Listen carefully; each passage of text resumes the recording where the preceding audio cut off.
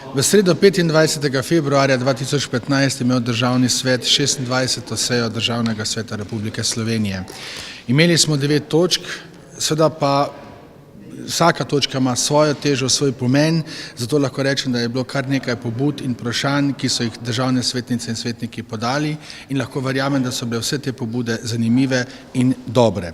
Rad bi morda še izpostavil posebno točko, in to je sporočilo Evropske komisije, kako enostavno si Evropska komisija predstavlja svoje delo v letu 2015. Poleg tega pa smo imeli en komplet določenih zakonov na področju gospodarstva, to je bila točka 5, 6 in 7, kjer smo predvsem govorili o razvoju turizma in možnosti sodelovanja in delovanja STO-ja v prihodnje. Prav tako smo imeli debato, diskusijo o zakonu o praznikih dela prostih dnevnih dni v Republiki Slovenije. Posebno pa bi rad seveda izpostavil pobudo za sprejem zahteve za oceno ustavnosti 4. člena zakona o določitvi volilnih enot za volitve poslancev v Državni zbor. Tukaj je seveda pobuda dr. Zorana Božiča dala zanimivo debato, dobro diskusijo in seveda lahko rečemo, da je tudi ta bila soglasno podprta.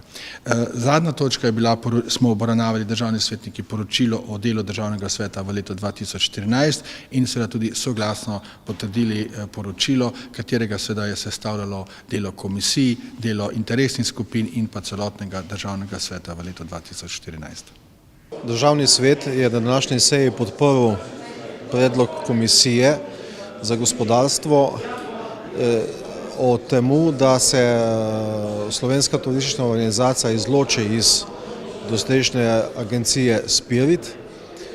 Namreč prevladalo je mnenje in potreba, da je turizem tako pomembna panoga v Sloveniji, ki ustvari 12% bruto družbenega proizvoda, da vsekako potrebuje svojo organizacijo za promocijo in razvoj.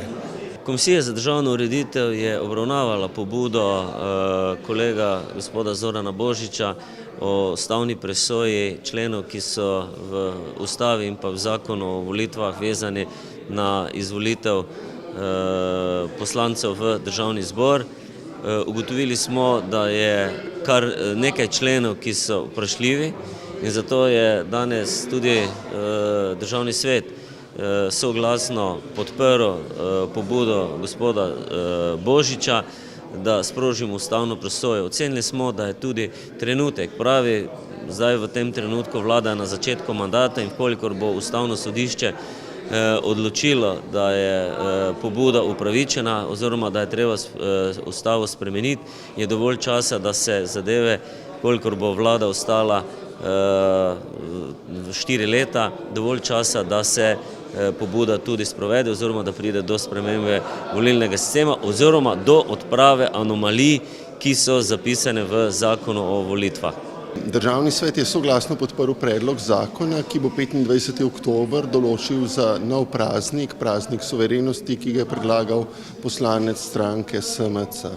Ta praznik je seveda pomemben, saj ponovno opozarja na pomembna dejstva iz naše zgodovine. Ob tem pa smo seveda upozorili, da sami prazniki niso dovolj, da je potrebno praznikom dati tudi vsebino in da je potrebno tudi mlajše generacije seznaniti s pomenom teh praznikov.